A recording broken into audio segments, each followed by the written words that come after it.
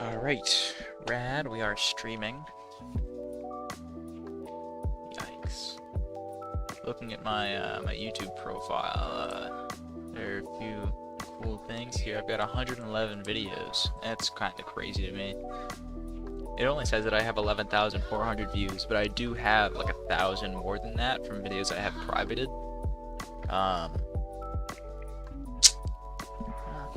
We're very nearly at 200 subscribers, which means I'll have to update my banner once we get there. Okay, let's go ahead and open up the stream chat.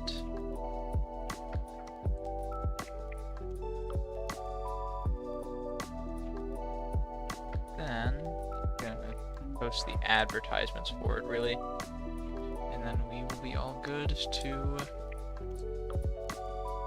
Oh, okay. The chat disappeared. Okay. Try that one again.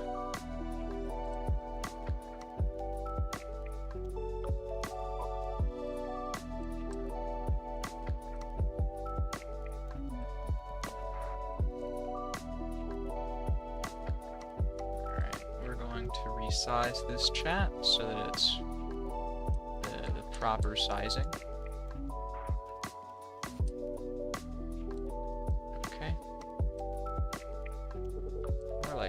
Right there. Nope, not that. Okay, there we are. Okay. Now we've got Discord open, so I have to go ahead and share the link.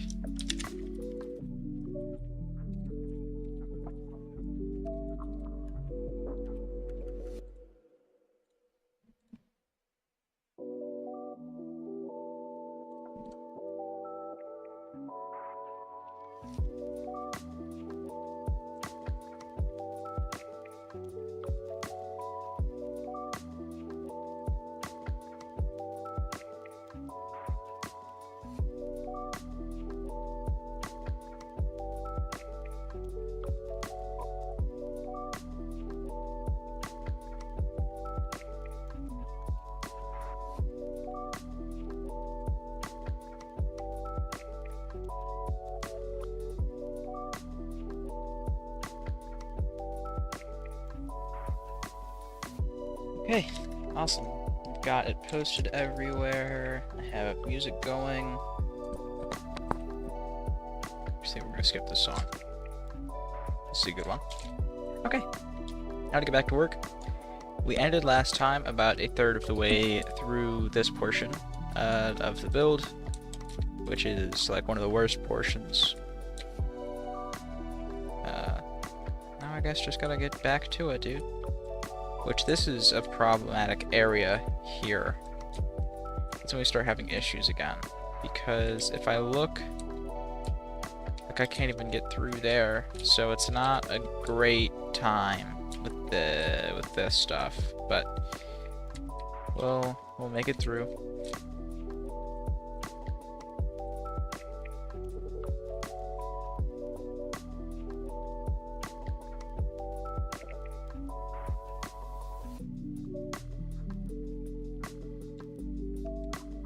See, now this is the major issue, is I have no idea if I'm actually doing it at the right one with this going on.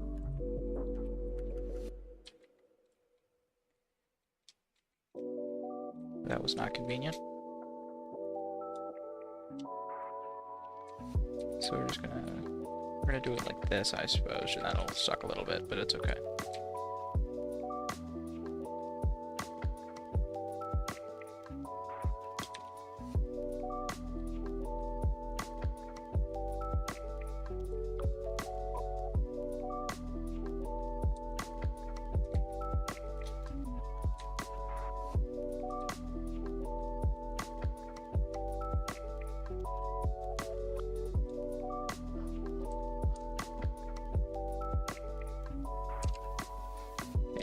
That's good.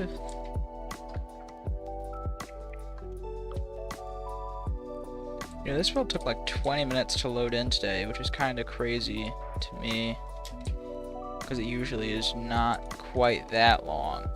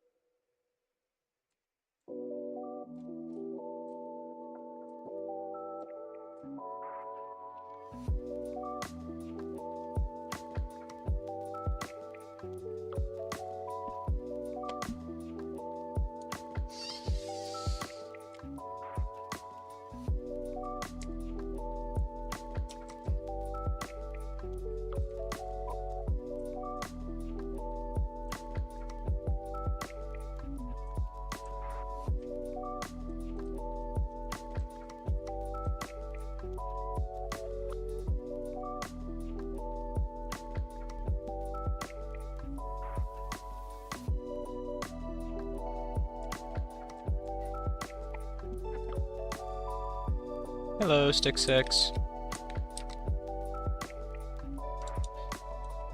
How's it going?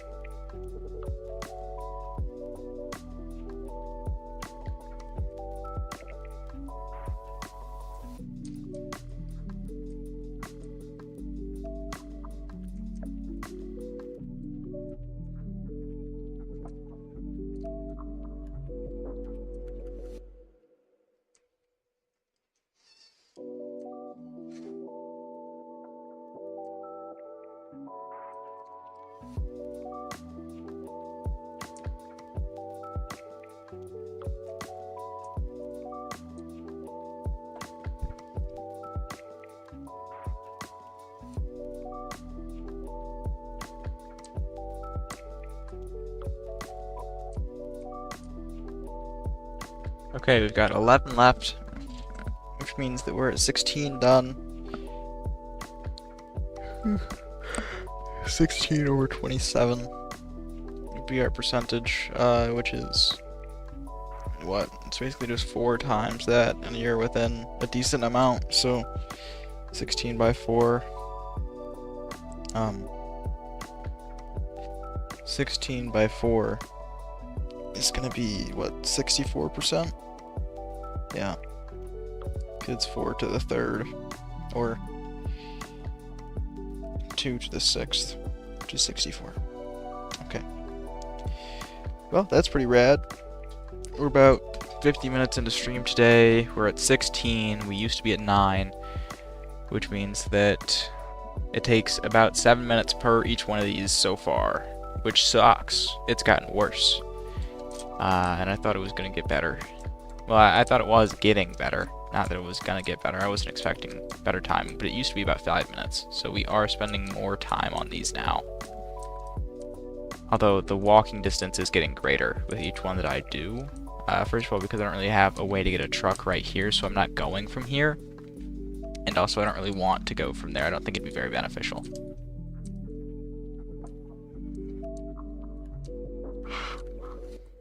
And I also don't think I'd remember to very consistently. I mean, I tried to start earlier, and it did not work because I did not remember to, so...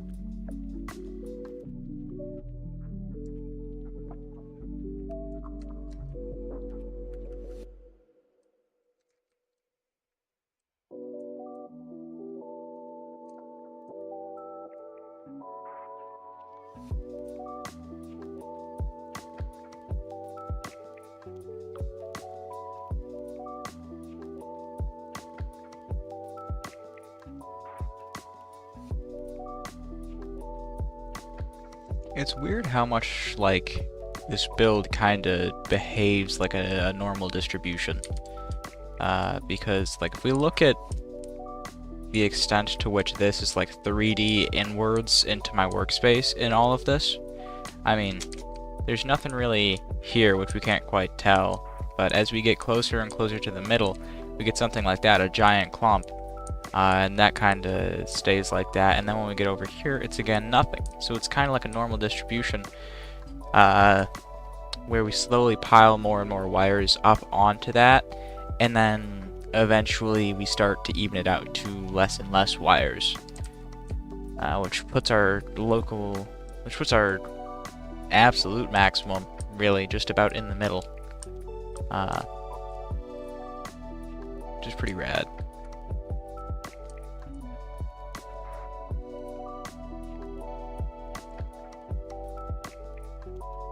Is this... And we're at the top already, so we'll be there. Okay, and then we're about to finish this one, and then we'll be out of a truckload, which will put us at 17 done, which is good. It's pretty good. Happy with that. Let's see. This one is so clumped that we actually have to work with it like that, and then we're finally good.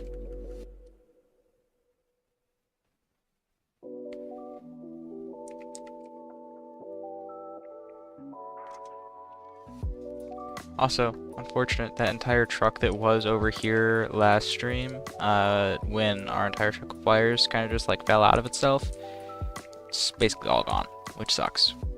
But I mean, there's no recovering it, so no use dwelling.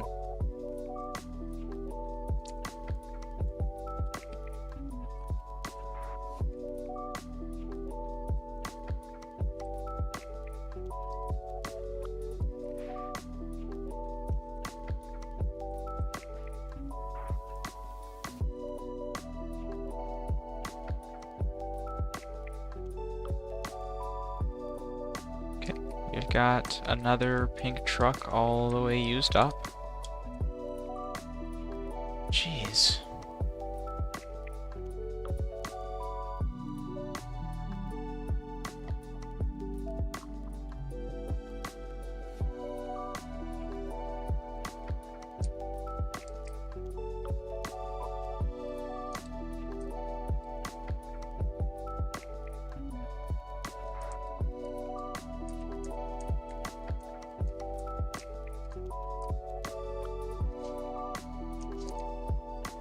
Truck doesn't seem to want to move.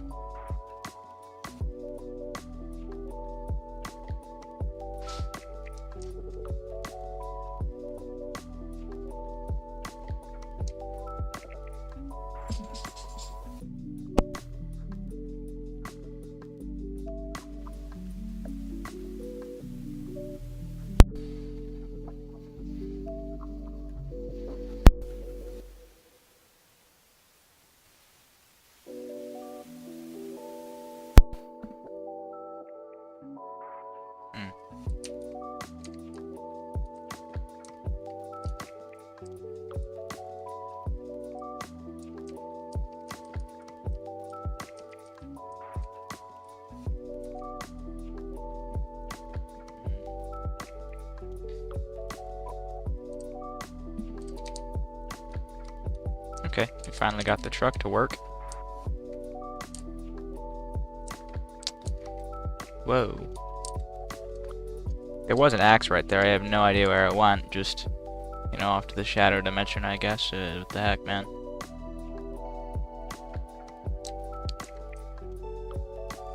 You know, this is also statistically very, very weird.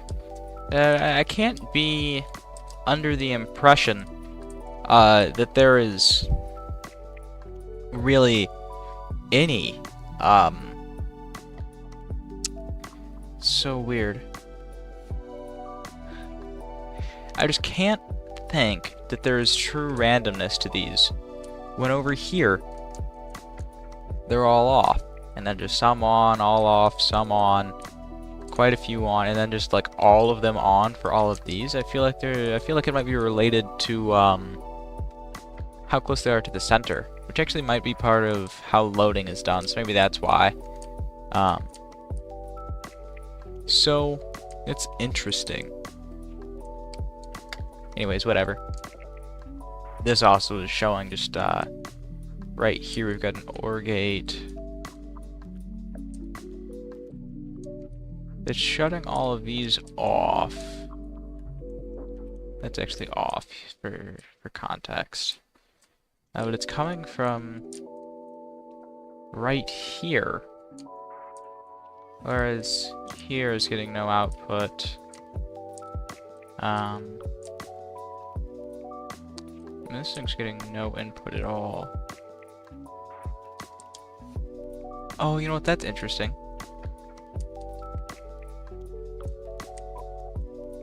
Okay. Really? So that's how I made this work. That's actually super smart of me, dude. I was expecting that when I went backwards, I would have an AND gate check for the counter, and then delete, whatever. But no, it checks whatever is, ahead of it, and it turns that off for each and every one of them. That's super, super awesome, actually. That's like a super great method to do it. Rad. It's actually kind of crazy. Had no clue that I did that. There's golden knowledge within me.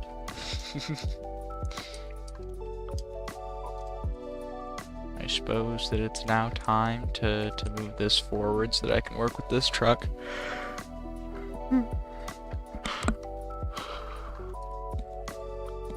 An hour into stream, we've got one chat message from Stick6, which was just a ton of question marks. Goated.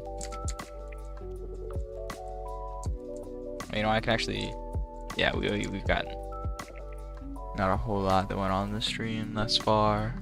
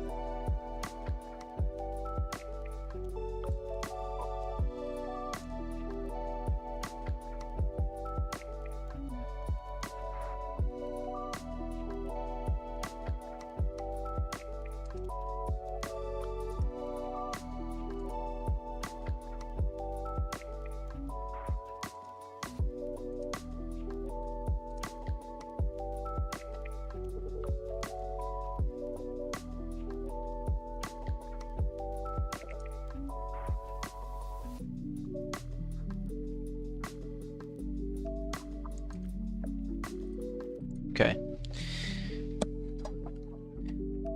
Briefly was doing something else. I'm gonna drink some water real quick.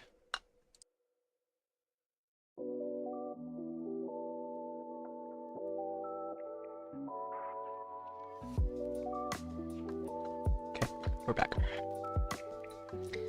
Now, let's just get a feel for how everything is going again.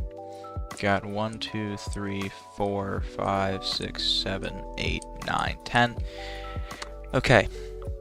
That means after our next one, we are going to be 2/3 in. So, I'll probably be trying to finish up within this stream for this stuff. But if I do not, that is okay. I'm honestly okay with just being 2/3 in, because last stream we ended just 1/3 into this after finishing up all of our deletions, I think. And 2/3 is not half bad. I mean, especially since it took an hour. So, I mean, I still put in a good bit of time for today, considering that not only did I wake up late, but I was also busy doing calculus, and a few other things before I ended up being able to stream today. So, speaking of calculus, such a good time, dude. The amount of, like, things that you can do with calculus is just, it's so rad, man. Today, I had spent time learning about really just partial differentiation, because I already had learned about it, but it was more of the chain rule part of it, so I'm not happy with how that wire was placed. But you are able to find the rate of change with respect to certain variables. So if I try to find if I have a function that is composed of x and a function of x, the rate of change of that function with respect to x will be the partial differential with respect to x divided by the partial differential with respect to the function of x, and the negative of that, actually, which is super rad. And then the chain rule stuff, of course, if you have, like, I don't know, it's hard to say, but like you generally write it as a tree, which helps, you know, understand all the relationships. But if you have, like, a function of x, where that x is a function of t, or rather, it's easier to represent as, like, if you have a function of x and y are both functions of t, then the derivative of that original function of x and y with respect to t is going to be the differential, or the derivative, the partial derivative of that function with respect to x multiplied by the partial derivative of x with respect to t, plus the partial derivative of that function with respect to y multiplied by the partial derivative of y with respect to t. Which, of course, I'm not going to go into a verbal proof for that, but it is super cool that is something that works. And you can do some other fancy stuff with it too. I had a practice problem that I was doing where it's honestly, like, crazy. Not crazy, but it's a little more difficult and a little bit more hard to understand. And you ended up having to take the second derivative of a chain rule in 3D space, which you can do it with more than 3D space, but just for the example, where you find the first derivative first, which is just easy chain rule, that's okay. But to find the second derivative, you actually have to kind of plug that first derivative back in. So because you're taking the first derivative with respect to u, and then you're taking the second derivative also with respect to u. So really what you end up having, and you're given x and y in relation to u, so it's like a function z of x, y, and x and y are in relation to u and v. So you end up taking the first derivative with respect to u, which is just a simple chain rule, it's not that bad, and then with that you find what you can actually find. So the partial differential of x and y, both of those with respect to u, are able to be found. So you just take those, and then you have to do the derivative of, well, really, what would you have left? You have to just plug things back in. So your first derivative can be rewritten as d over, well, partial over partial x multiplied by your function, which is just like kind of an abusive notation, but no one's going to kill you for it. So you end up taking that, and then your function, which is in relation to x, right? So you're able, your function is a function of x, and that's why you're able, a function of x and y, really, your original function is, and so is your derivative, right? So you're able to plug in the values that you have back into the derivative thing. So if you have your function,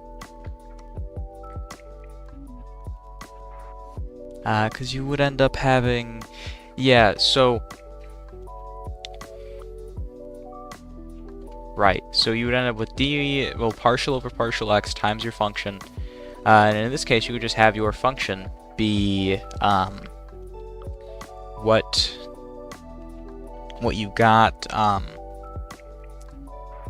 from your first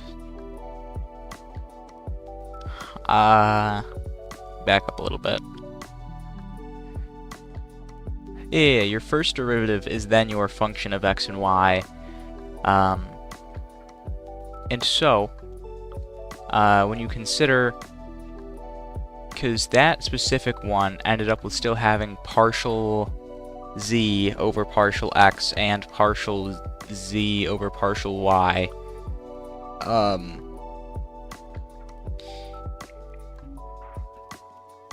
you would end up having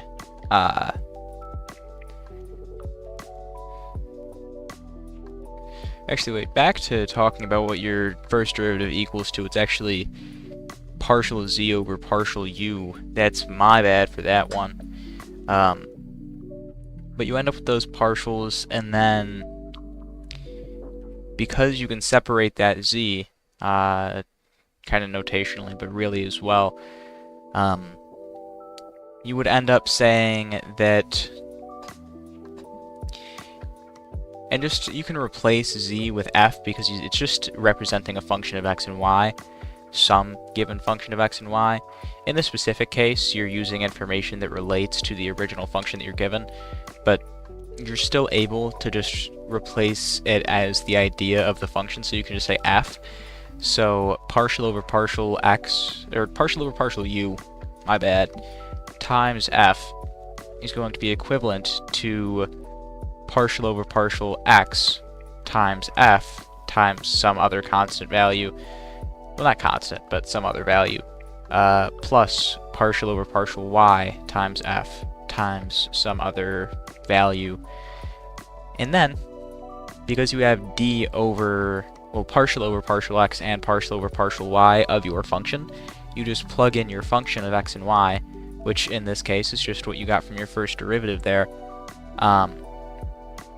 And then, I mean, you're really just convenienced from there.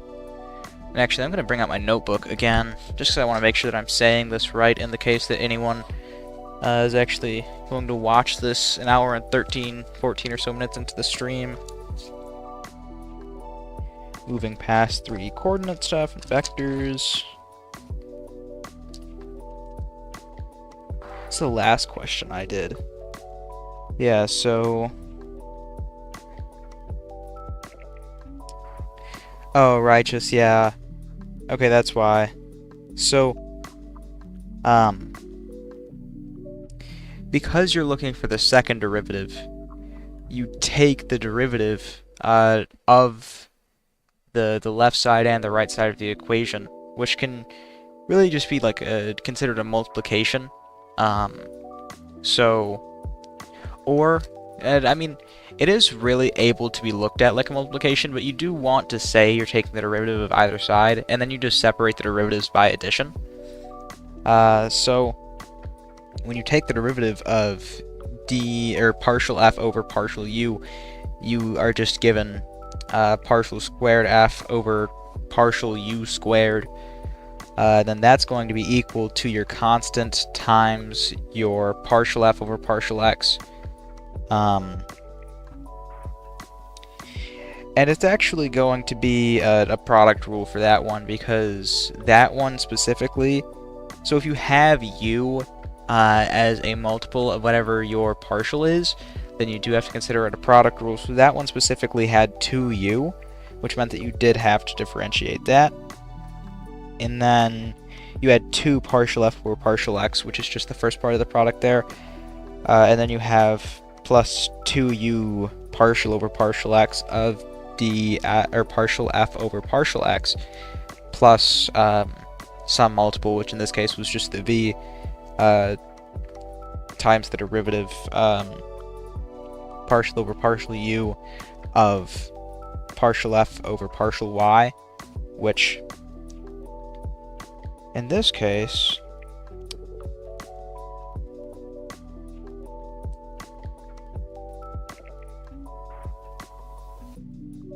yeah, righteous. So then to find the second derivative, you're going to either actually take, you take your f to be either partial f over partial x or partial f over partial y, and then you just plug things in, yeah?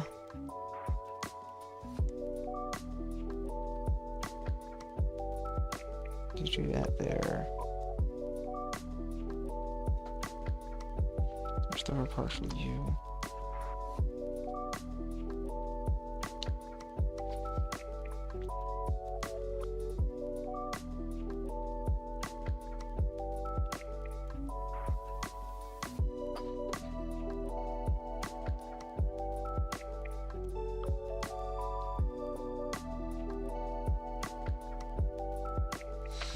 One moment. We're having a brief intermission for calculus. So if I go back to the chain rule section here and I look at this,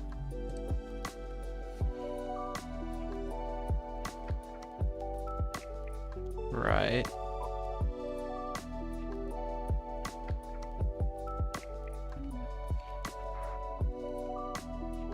okay, righteous. So our function is going to be partial f over partial x when we plug it into here. Oh yeah, you separate it by partial over partial x times f.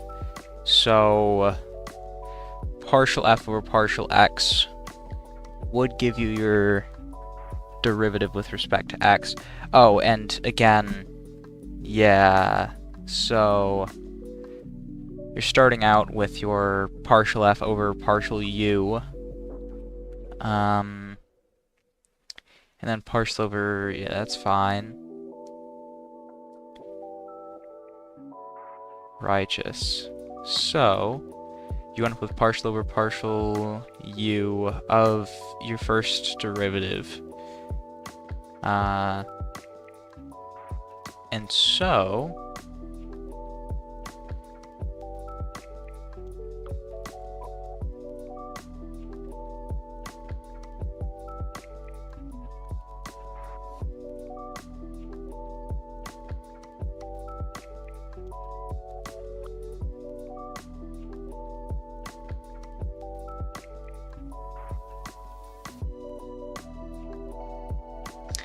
righteous. Okay, so that's why you do that work. Okay, so if your function So you end up somewhere where you're taking the partial over partial u of your function, and you already know what that's equal to. So, because your second derivative is going to have partial over partial u of partial f over partial x, you need to find what that's equal to, and you already know the general form for that. So, because partial f over partial x is a function of u, you're actually able to differentiate it with respect to u, so the result does make sense. Okay. Jeez. Okay, we just had like a 20-minute intermission for calculus. It's my bad. It was not 20 minutes, it was like 20 minutes actually, yeah. We're gonna just go with that, and we're gonna call it okay. I'm not gonna make anything more difficult by actually figuring out how long it was. But anyways, I find this just super cool. It's calculus 3. It's a little bit hard to grasp what all you're doing when you're just... I can't even visualize, but I was just thinking of that stuff, dude. Thinking in words, which for most people is not the case, but for me, you know, I was so lucky. I was born like this, and it was so lucky. I can't see anything in my mind's eye, and I'm so glad.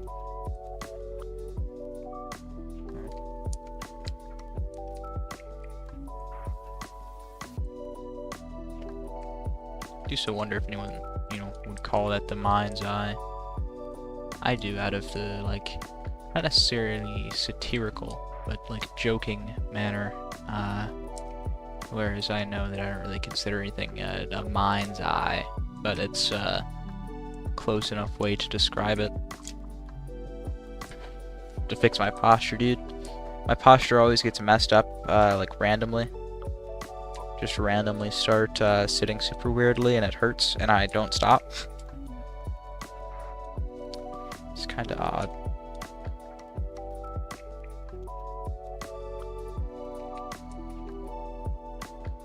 You know, I do not trust that to be that close to there. We're just going to drop it a little bit, which is fine anyway.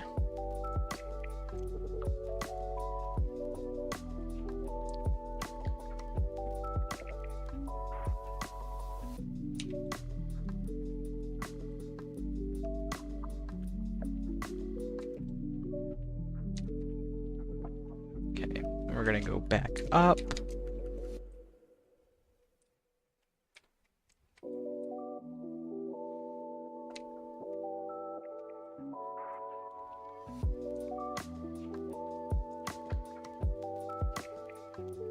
Speaking of calculus, really, I mean, even the simplest stuff in calculus is super cool whenever you have to work with it in a way that you aren't, like, really taught to usually. So, like, if you're trying to find the limit of sine of x over h, or x, geez, h, sine of x over x as x approaches 0, that one's actually super cool. First of all, because you aren't actually really allowed to use L'Hopital's rule for it, which is to take the derivative of the top and then just divide that by the derivative of the bottom, which is super weird that works, and it only works if you have 0 over 0, which sine is 0 and x at 0 is 0. So, I mean, it would work there, but you aren't allowed to use it because it's circular reasoning, because you need to say the derivative of sine is cosine, you need the solution to that limit, so you can't just say that that's true. But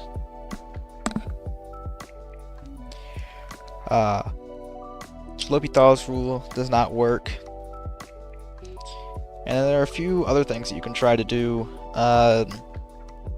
Interestingly enough, really, sine of x and x at the origin, which is 0, 0, are basically the exact same function, really. I mean, for very small values of sine, you're actually equivalent to x,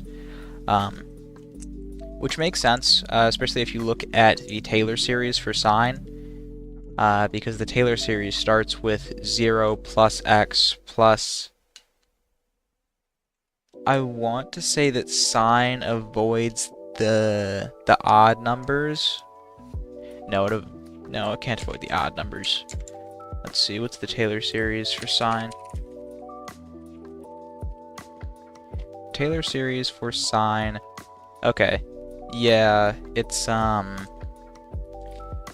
alternating negatives. Oh yeah, it doesn't avoid the odds, it's only the odds. Yeah, so it's the alternating negatives times x to the next odd over the next odd factorial. So you end up with like x minus x cubed over 3 factorial plus x to the 5th over 5 factorial. But it's notable that you start out with just you start out with x, which is already what you're comparing sine of x to. You're dividing those things, so it's evident that for the it's the Maclaurin series, not the Taylor series, but anyways, as you're at very, very small values of x, you know that for at least some like radius around the origin, sine of x is going to be equivalent to x, which actually means that since you're centered at the origin and you're given x, it's a guarantee that that those two things will be okay there, which is pretty rad, I think. Let's actually, like, if you have, let's see,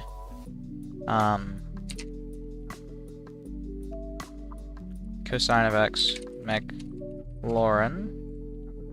If I just bring up Desmos really quick, you're actually able to represent cosine of x, and then we're going to divide this by a function. Let's see, the first term here is just going to be 1. So your first term is going to be 1, and then you're going to have some negative term, and that negative term is going to be x squared over 2.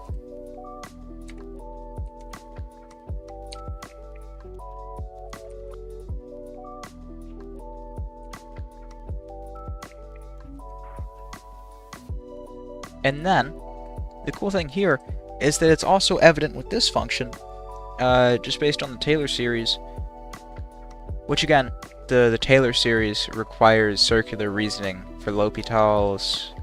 It's kind of similar to L'Hopital,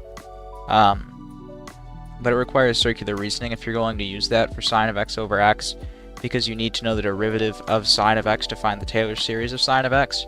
So, but you can tell that cosine of x over 1 minus x squared over 2 is actually going to be, you know that is going to be 1 at 0, because those are just the first two terms of the Taylor series of cosine of x, which, strictly speaking, you could also just have it be cosine of x and say, oh, hooray. I mean, in this case also, it's not an issue where you'd need L'Hopital, actually, because it's 1 minus 0, it's 1 over 1, so you'd have 1, but it's just cool to think about it because of the similarity that has to the sine of x.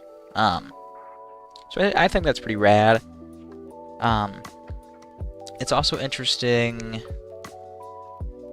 e to the x gives you 1 plus, yeah, so e to the x wouldn't be one that's fun either. I mean, sine of x is like very, very possibly one of the like most important cases there. But pretty rad, I think. It's also true that to find the actual thing there, you aren't just, you know, using L'Hopital or, you know, like guessing, because it is more of like a professional guess to use the Taylor series. You would have to figure out the power series convergence for it as well to actually like formally use that, and I'm still not awfully sure that it would be something wise to do. However, to actually find the limit of sine of x over x as x approaches 0, you can use the squeeze theorem, and specifically, you would take the unit circle, and you would take a little tiny slice of it. Not necessarily a tiny slice of it, but you take a slice of the unit circle, some arbitrary slice, and you describe some things about it, which, first of all, you could describe a triangle inside of the unit circle, which is very, very common in trigonometry, where you take something with side length, well, y value of sine of x and cosine value of, well, x value of cosine x, would be a way to say that. But you could do that first. You get that triangle, which is inside. And it really comes to the upper edge of that circle based on your x. Well, that part of the circle. So you'd be best to work with some portions starting from the x-axis and, well, starting in the first quadrant, really. And then from there, you try to, well, from there you would try,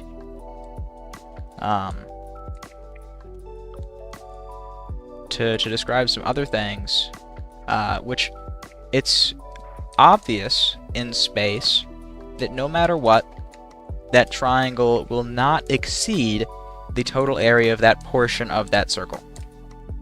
Which is really rad, because that means that if you can find the area of that portion of the circle, you can actually say that, well, I mean, there's really to say there, right? I mean, it really is just that the area of that part of the circle is going to be greater than the area of your triangle. Greater than or equal to, you would have to use, because they can't approach the same length, really, at small enough values, I suppose. It's good to use greater than or equal to, because you kind of need it anyways. Otherwise, you'd encounter a huge issue there. But anyways, so you have that triangle, and it has base cosine x, height sine of x, which 1/2 base times height is the general formula for that. So you have cosine sine over 2, and then for the area of that portion of the circle, we actually know that since that would be some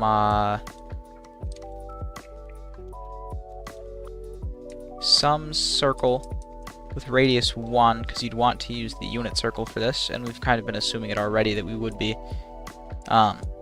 We'd be using the unit circle, which means that you have a radius of 1, which means that you already know that the total amount of your circle is going to be pi times your radius squared, just pi times 1.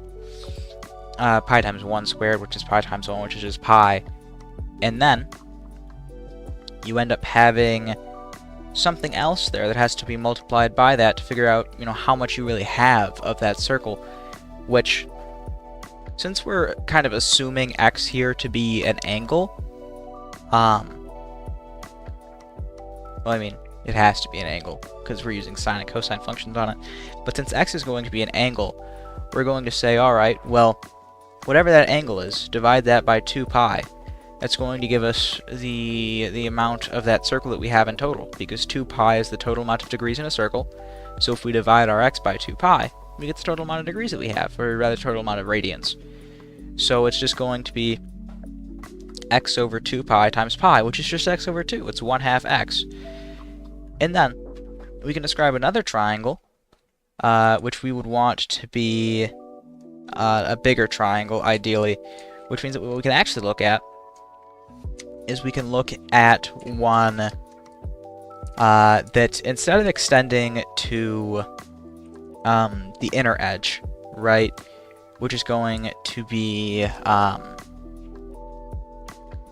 well, extending, cosine x in length and sine of x up, which gives you a point on the circle, you would instead take the very last edge of that circle, so you would go out until the very edge of it, which would be really 1 out, and then you would raise that up by tangent of x, and so then you would know that the area of that triangle is going to be tangent of x over 1, or tangent of x times 1 over 2, and tangent of x times 1 over 2 isn't so bad, right? I mean, it's just tangent over 2, and then you actually want to do sine over 2 cosine, and that helps out a little bit. And now we have a relationship where we have sine cosine over 2 is less than or equal to x over 2, which is less than or equal to sine over 2 cosine. And then from there, you're convenienced by a few more things. First of all, you can say, alright, we'll just get rid of that half, because every single one of them has it, so that's okay. So then you would say, alright, well, we've got, just need to go up here. We have,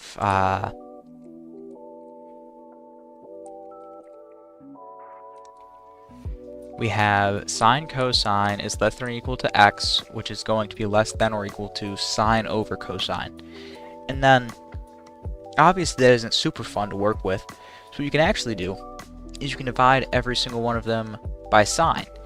And it doesn't immediately pop out why that would be helpful, but what you'd end up with is the first term is sine cosine. So you'd end up just saying, alright, well, no need for sine cosine, we're just going to and also what we're assuming, and you need this for if you have any negative values, you would need to change the direction of the greater than or less than or equal to things. But you don't in this case, because we're assuming a small value of x where it does not create a negative sine or cosine. We're assuming that we stay in the first quadrant. And then we would be able to divide everything by sine. So our first term, sine cosine, would just be cosine.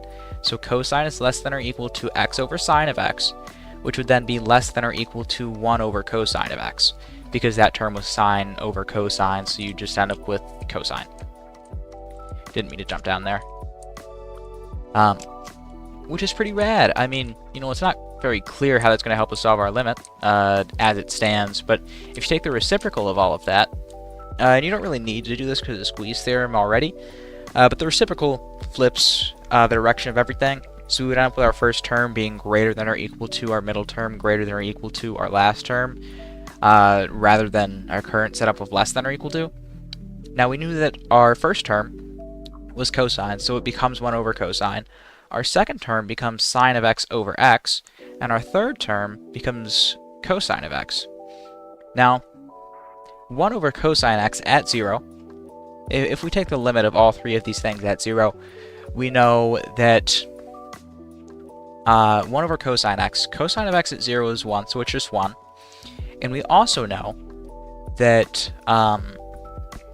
sine of x, or what am I talking about? Where we would be at that term, the middle term. We don't care about the middle term right now. We know that cosine of x is 1, we just said that. And cosine of x at 0 is 1. So we have 1 greater than or equal to sine of x over x, which is greater than or equal to 1. Now, through sandwich theorem or squeeze theorem, or however you'd like to call it, I like calling it squeeze theorem, you know that the limit as x approaches 0 of sine of x over x is sandwiched or squeezed between 1 and 1, which means that it has to be 1. There's no difference between 1 and 1, so it's just 1, which is pretty rad. And you could also say, well, I mean, there's not an also say, but you could then just define that limit as x approaches 0 of sine of x over x to just be 1, which is, I don't know, I just find that particularly fun because, I mean, Who would even think to do that? You could also do some other limits there you could try to at least. So you have sine of x cosine x, and you have sine of x cosine x, and you have no, you can't really do anything there because your bottom term is not going to help you if you divide by cosine. And if you divide by x, it doesn't really help you either, because that's 0. That'd be weird. If you divide by x, then you're saying that you have sine of x cosine x over x, which is just going to be 0 at 0.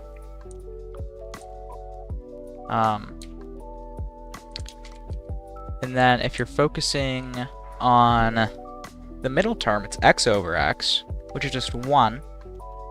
So, I mean, you haven't reciprocated yet, so it is... Oh yeah, you're back to less than or equal to, that's fine. So 0 is less than or equal to 1, and then 1 is less than or equal to sine over cosine over cosine x. We know that sine at 0 is 0, which would say that 0... I want to write this out really quick. So we know that we're saying that sine x cosine x is less than or equal to x is less than or equal to sine of x over cosine of x.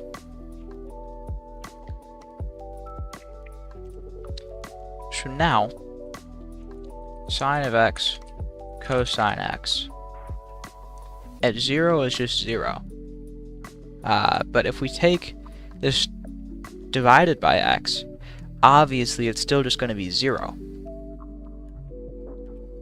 Well, not really obviously. I mean... Oh, you know what? Actually, you do have to be a little bit fancy here, I think. Because... Yeah... So actually, if you were to take sine of x cosine x over x less than or equal to 1 less than or equal to sine of x over x cosine x, the interesting thing here is that actually all of these things are equal to 1. None of them are equal to 0. Because we still have that identity that sine of x over x is going to be 1, which is really weird. I mean, it seems obvious that sine of x over cosine x, sine of x cosine x over x, you'd think that that would just go to 0 because sine of x at 0 is 0. But it's not, because this is just the limit of sine of x over x times cosine x at 0. And I mean that sine of x over x at 0 is 1, and cosine x at 0 is 1. So you end up with 1 is less than or equal to 1 is less than or equal to 1. That's pretty cool, I think, actually. I'm a fan of that. I'm going to close out of Desmos now. I should stop getting distracted with math. It's been actually like 40 minutes on stream since I've done any logic. Goodness me. All these math distractions, dude. Sorry for anyone in here that, well, sorry for anyone that watches this, perhaps, that is not a fan of hearing about math for 40 minutes. I'm just a fan.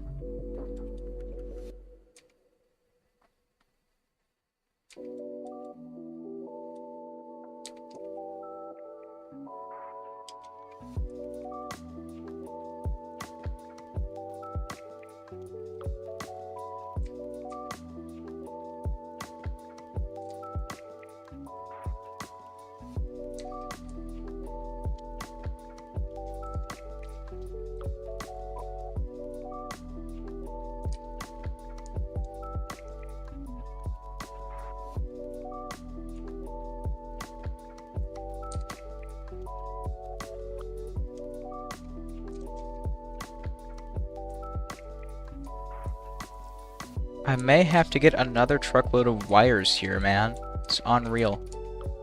It's been a minute since I've needed wires on this plot. Usually it's just alright. More or less because I haven't really worked on this build in a year, but nonetheless.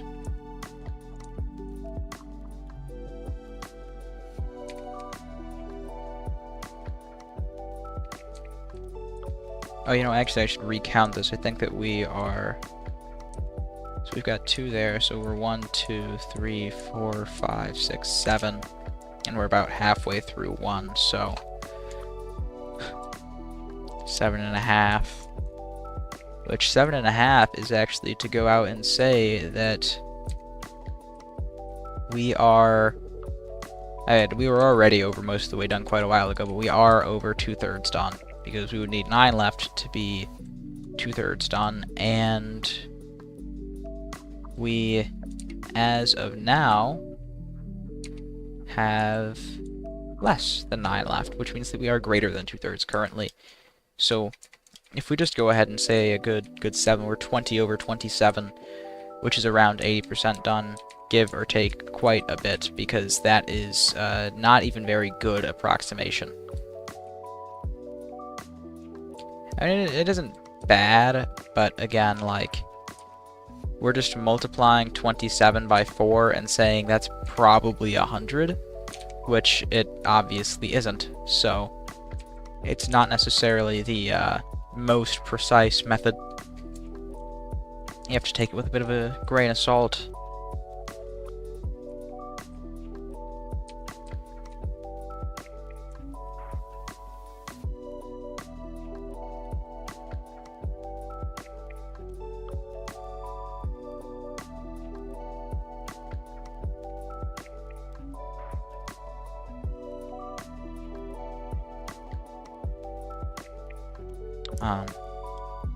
What was I saying? Something or other, I'm sure.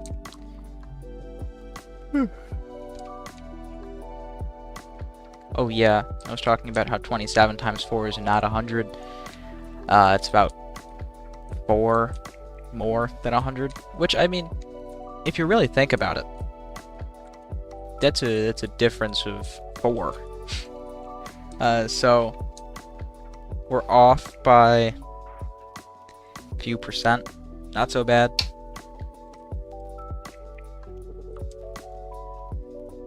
We're a little extra. 100 by comparison to 104. 4 is a 25th. A 25th is what percent? I mean, first of all, you'd like to get the fraction, so it's 4/100ths. So it's 4%. That was obvious. So you're 4% extra, which means that you would subtract 4% of whatever value you got. So 80 is, you would take 4% of 80. 4% of 80 is going to be 0.8 times 4, so it's going to be 3.2. So minus 3.2, you'd have 76.8.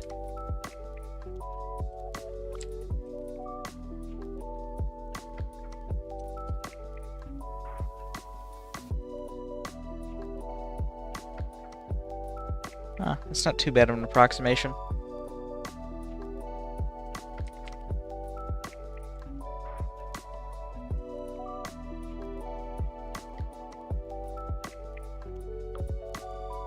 Well, that's part of why it's supposed to be 108. That's why I was supposed to take 8% of 80. So it's actually twice 3.2, so it's 70 minus 6 or it's 80 minus 6.4. 6.4 brings you down to 3.6.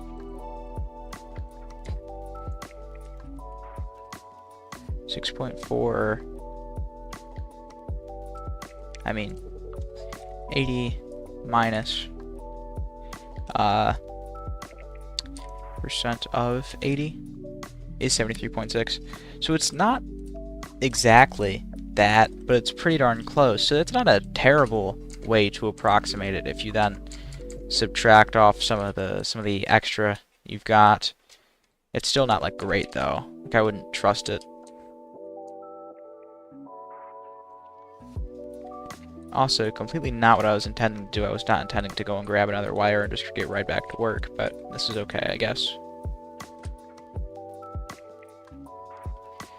To be fair, I probably should be doing this anyways. I'd idealize not forgetting that I still have this to work on.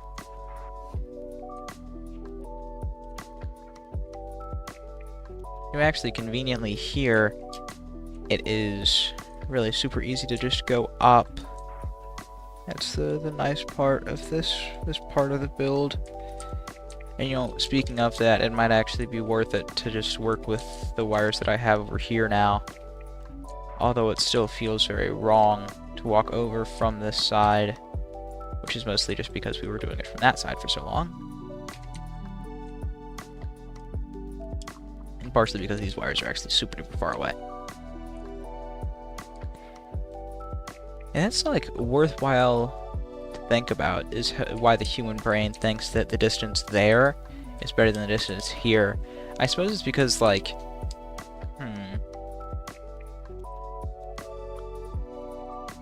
I don't know, there's a major environmental change, I guess, that could be playing into it. Because as soon as I walk out of here, the ambient lighting changes. And it feels like there should be different progress being made, and not, like, something like this. I have no idea. Talked to a neuroscientist about it. And speaking of neuroscientists, one of my high school teachers actually messed around with neuroscience. Well, like rats, though. Not really humans. And who knows? Maybe we should get a rat to play this game and then test on them. I don't know how well that'd work, though. Don't know if rats really play video games very often. You know, only FPS games, I guess. It's pretty funny. But the topics in this stream are just crazy.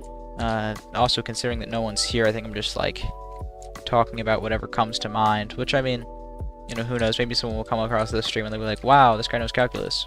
Holy cow! Yeah, I did do that wire. Okay, I was second guessing myself because it hadn't loaded in yet. All right, man. You sucked it. It's not quite right.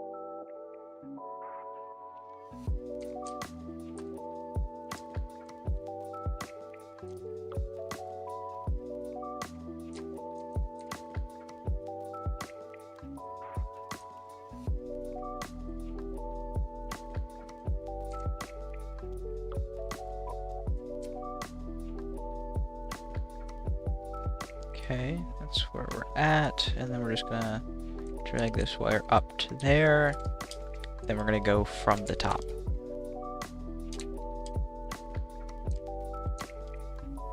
I don't have another trickle wires on this plot, so I'd either have to grab extras and here, or just keep grabbing from the floor, although I think that grabbing from the floor might be the best idea here, First of all, because we only have 1, 2, 3, 4, 5, 6 left, and it's not that bad, and also because I don't really want all these wires on the ground.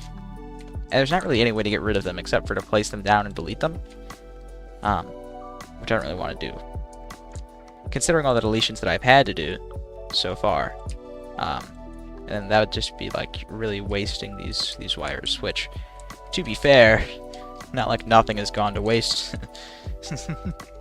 This build has definitely had its fair share of wasted components, given all of those deletions, man.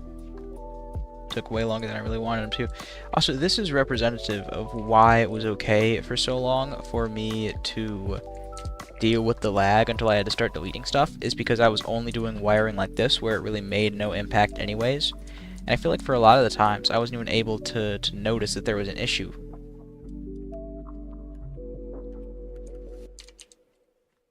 And to be fair, usually there's only a few seconds between when I do any of these things and when I see anything, so... Or when I... whatever. I said words and they didn't come out quite right, and I don't want to edit what I said. About 2 hours into stream now. We're getting there. I could have been done with this already had I had not gone on multiple math tangents. Happened twice. How does it even happen once, right? It'll be okay. I am hoping to finish this today, but if not, we can just always come back to it tomorrow if I'm up early enough, or, you know, some other day that I stream.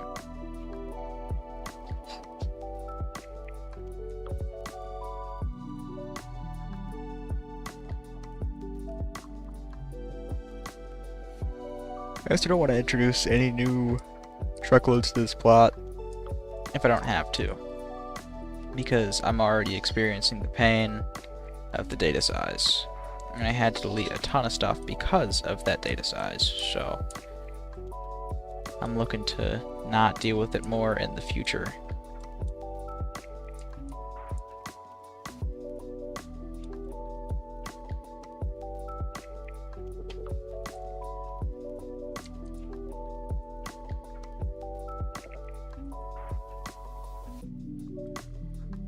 That is the last in that truck. So now you get to do this.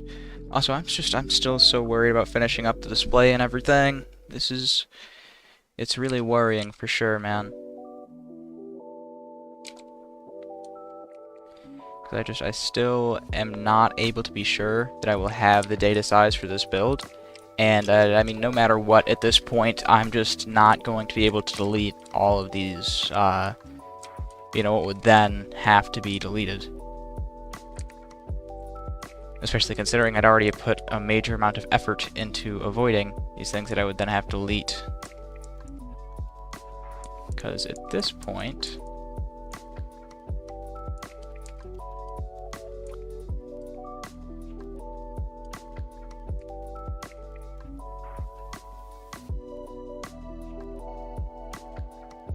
I mean, I've already started on the 17th characters things, right? If I really was thinking that I'd have to then delete them, I wouldn't have started going up to the 5th on these. I wouldn't have only went up to the 4th, but I'm really banking on the idea that I won't have to change things, really.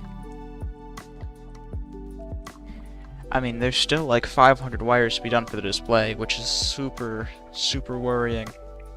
Maybe not like 500, but it's 14. So I have 14 times 27, and then there's going to be another 14 times 27. So it's going to be 28 times 27, which is... No, that is actually a lot. It's 28 times 27. 28 times 27 is going to be a lot more than I want it to be. 700? What? Is that... And I already just, like, calculated it not that quickly in my head. I used Google, but I was already aware that it'd be kind of close by to that, because you'd end up having 30 times 30, which is 900, minus 30, minus 30, minus 29, minus 29, minus 28, minus 28, minus 27. So, it'd be like 25, and it's just 30s really from there, so it's like 30, 30, 30, 30, 30, 30. So, I mean, I'd rather round things down than round them up, so I could round down 25, 25. So I'd say 100 and then 4 30s, so 220. So 900 minus 220 would be 780 or so. 780 by comparison to, what was it again? 780 to 256. That's pretty darn close. I would say that's actually like a really good estimate there. Look at me, I'm so good at putting in work to get to the wrong answer, as my Calculus 2 professor would say. Seems like a lot of work for the wrong answer. He's right though. Wrong answers are evil. But I mean, he generally says that about Taylor series, which, depending on what you're working with, sometimes it'll be really, really good, and you'll be like really just there.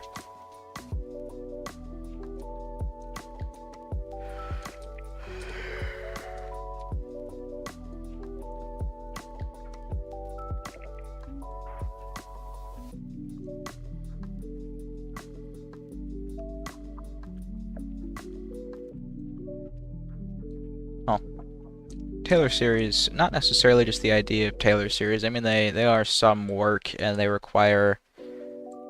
aren't just going to be the correct answer just because you said so. I mean, evaluating a Taylor polynomial itself is an endeavor that will usually get you an incorrect answer. But it is to be said that you can still get a right answer out of them. But once you start estimating the error of it is when you add in that doubt that you're at the correct answer. Just ignore that there can be any error and you'll be okay. Although it'll become evident that there's any error if your answer like changes significantly as you add more and more to the polynomial. More and more terms, I should say. Not just add more and more. We just take our polynomial answer and we add 5 to it and we're like, alright, there has to be error. Not quite that. There's a bit more mathematical reasoning behind the things that we do.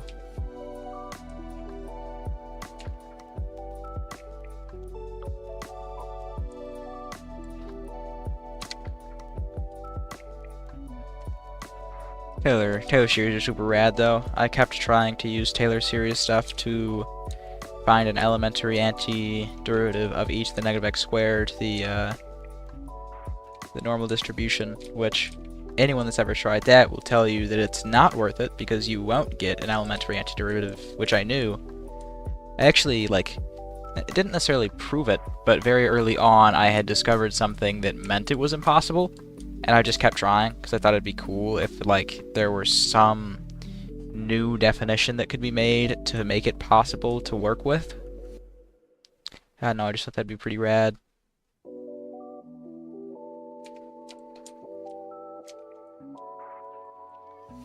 It'd be super cool if I discovered a way to write something like that with at least some definition that wasn't just going to make it clouded in mystery. Because currently, we have the error function, I suppose, but e to the negative x squared is not, the integral of it is not really, well defined. So if there would be a good way to define what it is, then that'd be rad. But I've tried a number of things, and there's not a way. The Taylor series itself makes it very, very evident to you very early on that you're probably not going to get anywhere because you need something that's derivative. Derivative at 0 is going to have an x in it, which is usually a red flag because if x is 0, then how is x still there? So you kind of immediately notice that whatever function is working with this thing isn't quite there. Which I find humorous and also disappointing.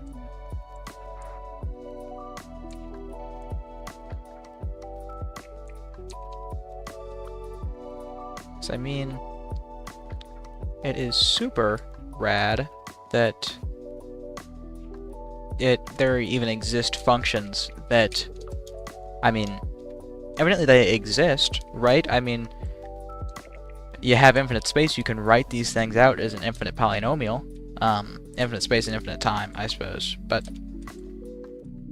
these functions, despite their actual, existence, there's not really a way to write them out, not in finite space or time, which I personally just find to be very interesting.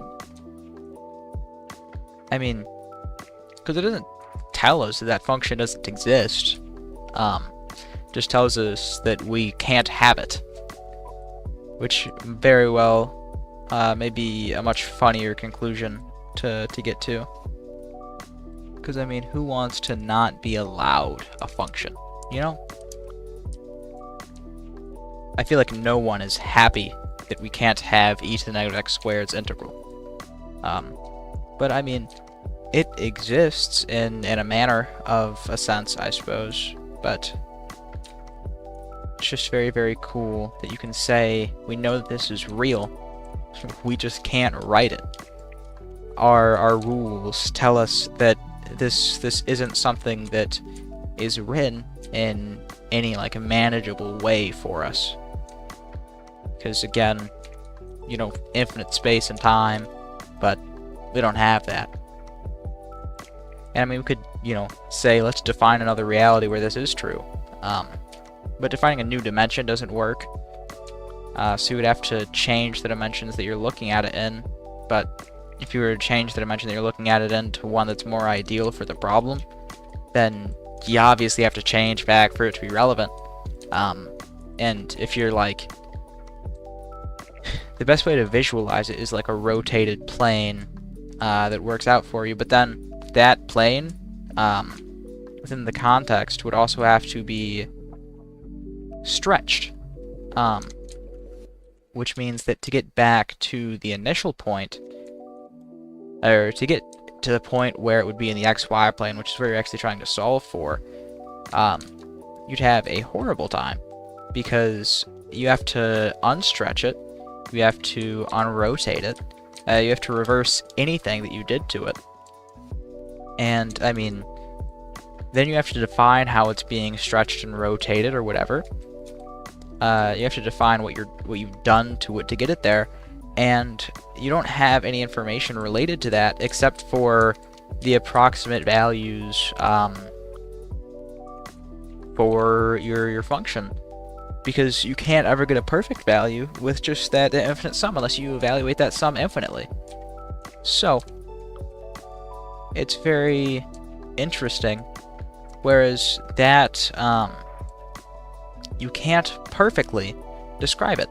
The only thing that you can really do is use the error function, which, I mean, that's already how you solve for these things, usually. You can also look to center your function around something that's ideal, but it means that your Taylor series will then become extremely difficult to work with. So generally, you just do a polynomial until you've reached your ideal level of precision, and then you just work that out and you call it good. It's not really worthwhile to do anything more than that. It's not worth it to try and work in what's essentially just a harder way for the sake of things being more difficult. Which is also how I react to polynomial, well, not polynomial, but long division of Taylor series, really infinite polynomial division, is what that is. What are you doing? At that point, you might as well just do the quotient of those two functions and take the Taylor series of that, you might as well just do that, because you're going to have a better time. Well, not really the Taylor series, but do the process of the Taylor series, because you can't really approach the Taylor series of something like that, usually. I mean, like sine of x over cosine x, you know, who would have guessed? You have tangent of x, so there is a way to describe it. Which I think so.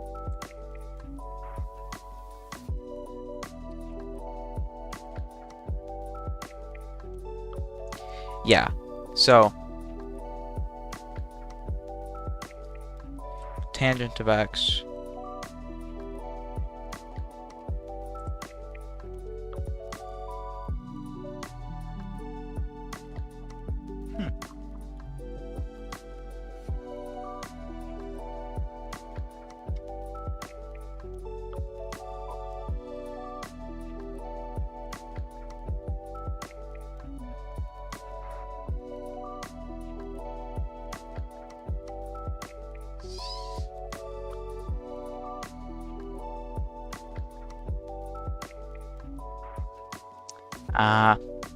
yeah, they're tuning the numbers. That's not a great way to work with it. So tangent of x, perhaps don't try and use the general form of that, because there isn't one, but there's some of the other things I'm sure you could work with it. I don't know, I just prefer to do what my professor considers to sometimes be the long way, which I mean sometimes it is, but a lot of the time it's actually faster to do it just by taking the process of the Taylor series by comparison to polynomial long division, infinite polynomial long division. That sucks pretty bad.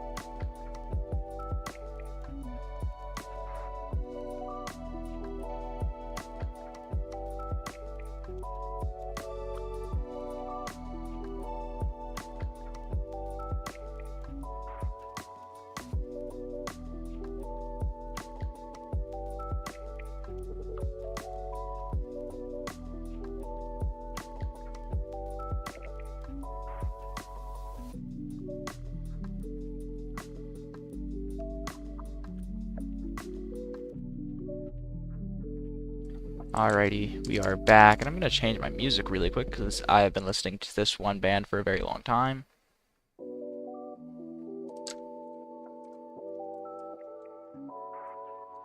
Not that there's anything wrong with the band. I do love that band, but I want some differentiation. It's very interesting to me that these are just hanging out under here.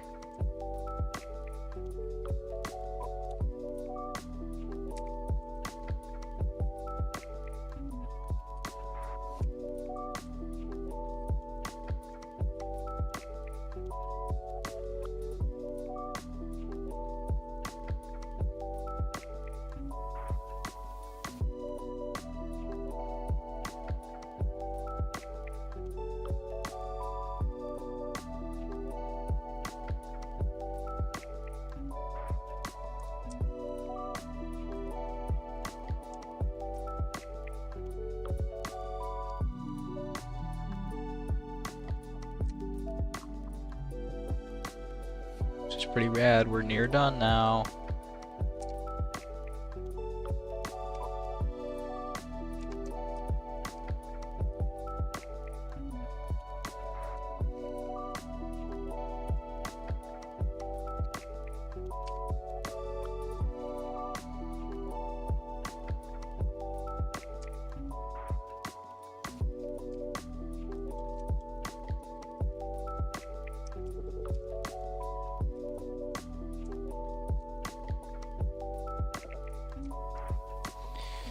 So near to done.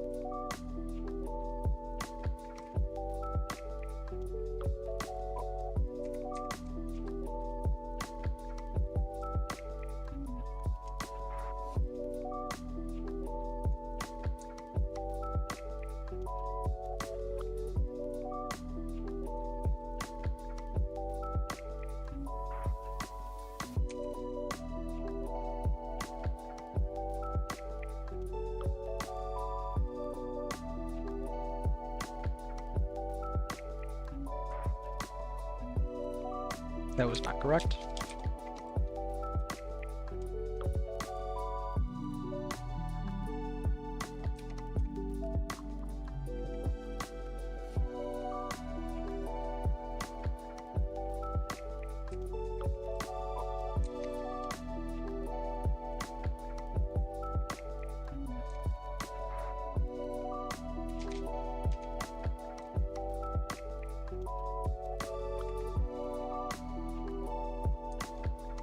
Okay, we've got one last column here, and then we are done with this portion.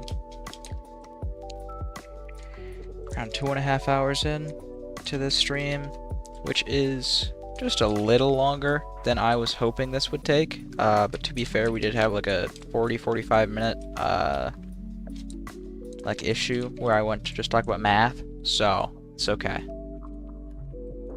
I really need to start factoring math into the time that I spend on these systems, because there's a bounding for me to spend a ton of time on it every once in a while.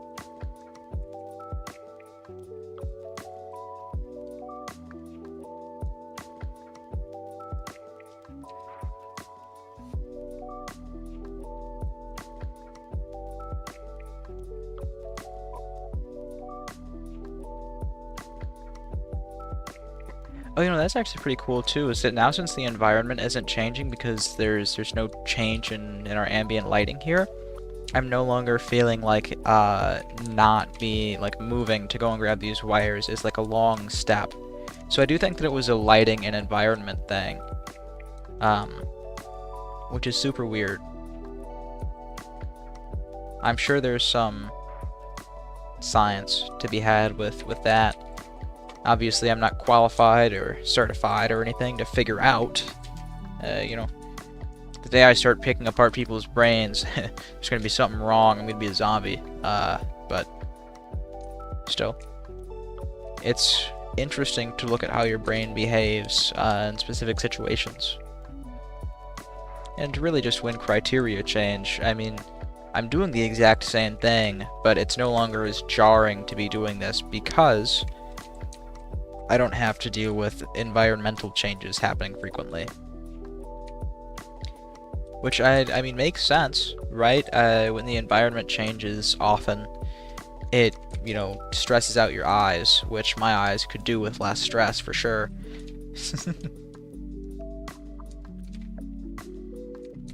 That's why my phone has the blue light filter on at all times. Less stress. But again, the criteria that create this stuff, it's just interesting to think about all this. How things affect, like your perception, right? How things that you see affect how you're feeling. Which, I mean, obviously, if it's something emotionally charged, but I mean, that would support the idea that when things change rapidly, people just generally aren't a fan of it, whether they're epileptic or not. I shouldn't have laughed at that. That's my bad.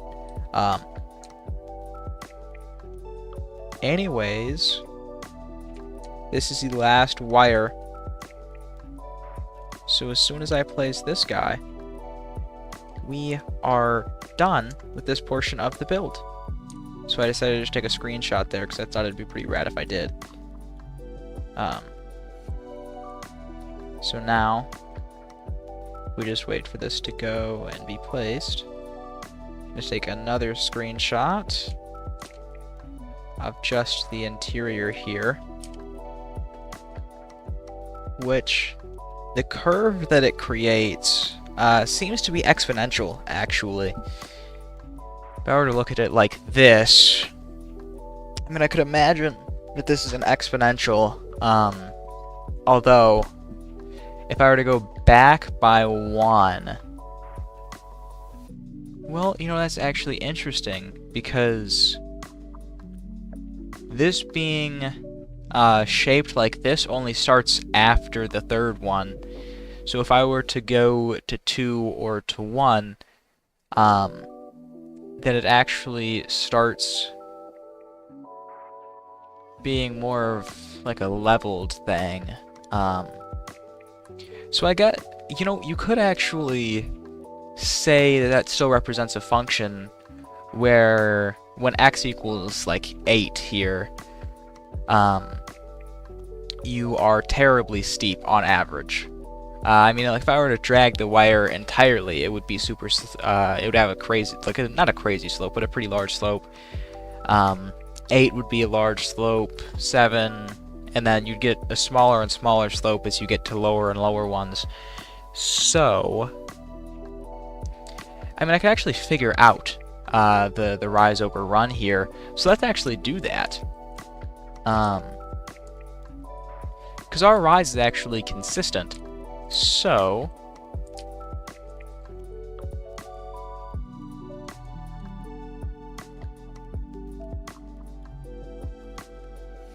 we're gonna say 6. We're gonna say that. We're gonna say that this is 6. So we rise by 6, but it's actually 5 because this one rises as well. So it's a rise of 5, and the run is just however far this goes, which is going to be 1, 2, 3, 4, 5. 1, 2, 3, 4, 5, 6, 7. Okay, so it's 5 over 7 is the slope of this line at any given point, which means that this may look like an exponential, but it only looks that way because the lines are flattened out along each other, which is interesting to think about. But this is actually just a weird representation of the line, which is represented with the slope 7/5 or 5/7. Yeah, 5/7. So there's a slope of 5/7 for this line, but our representation of it just so happens to look exponential, and it's also due to just the lack of optimization that I can have in this game, because I need to place multiple wires. Let's also look if it'll show me my data size. I wonder if it's updated quite yet. It might not have. I shouldn't expect it to be higher than 18. If it's higher than 18, then I might as well just give up. I'd be terribly upset, at the very least. Okay, 5 minutes ago we were at a data size 18. That is rad. Okay.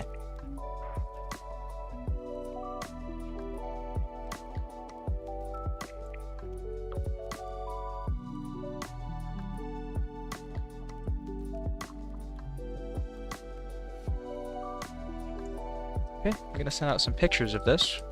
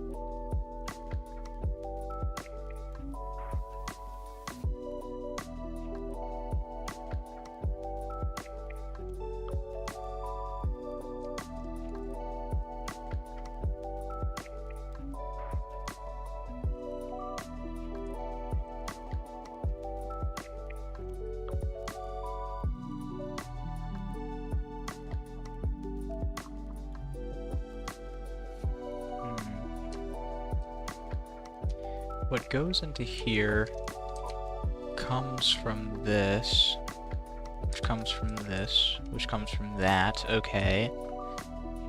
So ideally, what I would do is I would update these based on the inputs, and then I'd just wait a second and then input that, which means that I'll need 6 lasers, which should mean actually that basically all I'll be doing is testing, because people don't really need to be able to do a whole lot from the other plot. It shouldn't be that bad. Well, actually, no, it won't just be 6 lasers. I'll need those 5 for the letters in binary, and then I'll need the 6th one for activation, but I will also need 2 lasers for backspace and full backspace. And I'm not sure whether I want to do a 1 tick length restriction for people, or if I want to force them to do the 1 tick restriction themselves. Because it's true that the 1 tick restriction isn't my problem. Albeit it wouldn't be a hard thing to add in, and I feel like it'd just be nice so that people don't mess it up. So I'm thinking that's probably what I'll do. Also, though, it's interesting to me that these are set to clear themselves after a while. I mean, it makes sense, but I'd expect that I'd set them all together instead of individually. But I mean, who cares, right?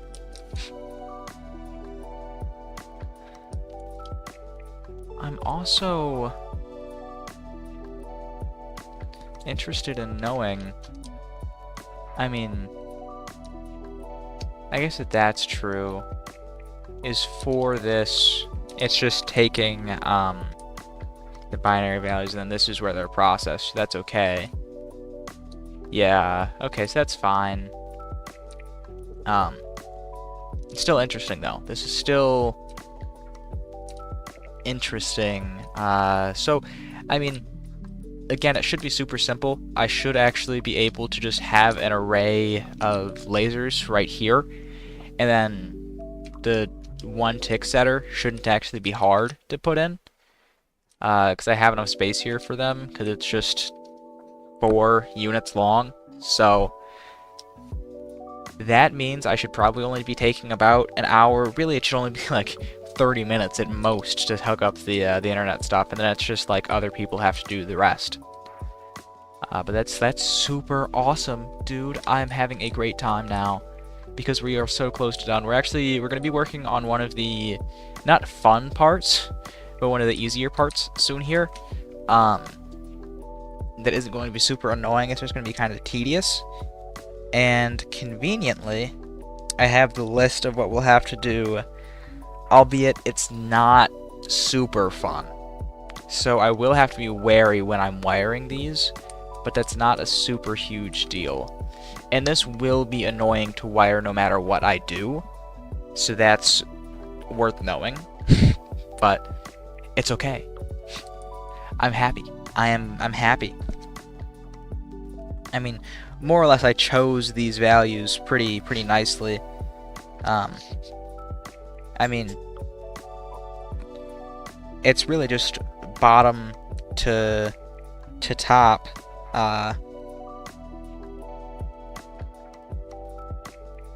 Yeah, it's really just bottom to top with a few things that I should have considered otherwise, I think, but we're okay.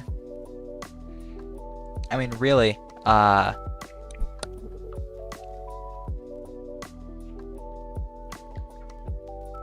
what it is in this case, is just that we go kinda up the entire far side of it, and then we do the 2 middle pieces, and then we do the same for the rest. Which I'm alright with. And we have a few other things that we were doing. So like,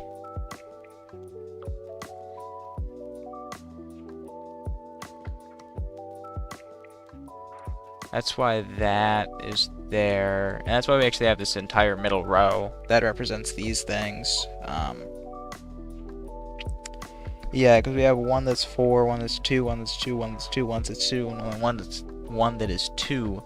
So we actually chose these things pretty well, I would say. But I don't care about anything more than 14. So it should be at minimum 2 hours that we will take to do the display. That's the very minimum. And it should be at maximum around 5 hours. And we shouldn't go above a data size 19 because everything after that is bare bones. So we have 700 more wires to place down, more like 800. So we're just going to say 800, and then we'll be good. What we can do is, if we really need to, I'm going to start cleaning up the plot. I'll remove truckloads of stuff that I won't use, which, like this over here, I won't be using sustains. I don't even know why I have a truckload of sustains. These delays, I'll use a few of them, and then they'll be all gone. XOR gates I won't be using at all. Anything over here, like, if it's going to be detrimental to data size, I will place and remove wires. You know, actually, I'm considering, like, it might be worth it to use all of these wires. So that may be what I do when I'm doing the display, because it's good practice. And then for this, we have AND gates, AND gates, AND gates. I mean, I don't need those. It might be worth it to put those on another plot, but it's not going to be worth it to hold on to them on this plot. So that actually might be what we do next stream. We might start by removing some of these truckloads. So I might get an empty plot and drag the sustain, XOR gate, and 2 of the AND gate truckloads over there, just because I know that I'm still going to be using some delays and very possibly some AND gates. We'll obviously have to keep all the wires. I'll probably move all of these pink trucks over there as well if I do that. Probably that snowmobile as well. And I'd probably also idealize moving these. And I'm going to have to get some lasers. So that plot, I'll probably get lasers on it first. Just so that I have some of those so I can move over here. I'll just need to... I'd idealize having like 10 or 15 maybe. They only need to be receivers. I don't need any laser sending stuff, because everything will be, again, restricted to 1 tick, so we'll be okay. And that also means that people can just turn on or off the lasers instead of having a more complex mechanism like I was expecting them to. I also might, you know, I don't know, move the axes or something. If worst comes to worst, I will delete the floor. But I really don't see that happening.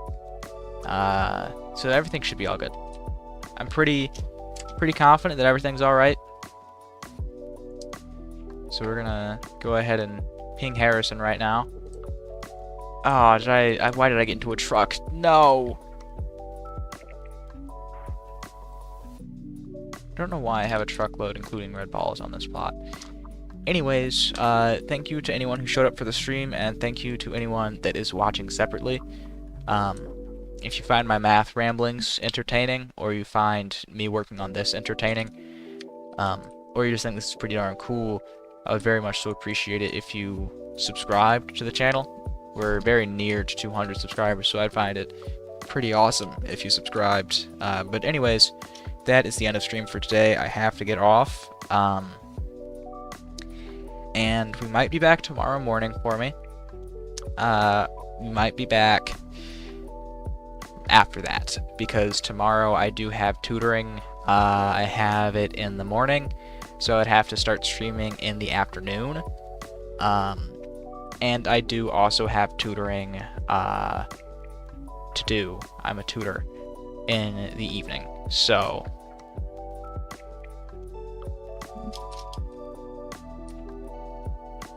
Okay, anyways, I might be streaming tomorrow afternoon. I also might be streaming in the... Actually, no, not tomorrow. I don't have tutoring in the morning tomorrow. I have tutoring in only the evening tomorrow. So I might stream in the morning and afternoon. On Saturday, I might stream in the afternoon. On Sunday, I'll probably be streaming. But again, thank you all so much for watching.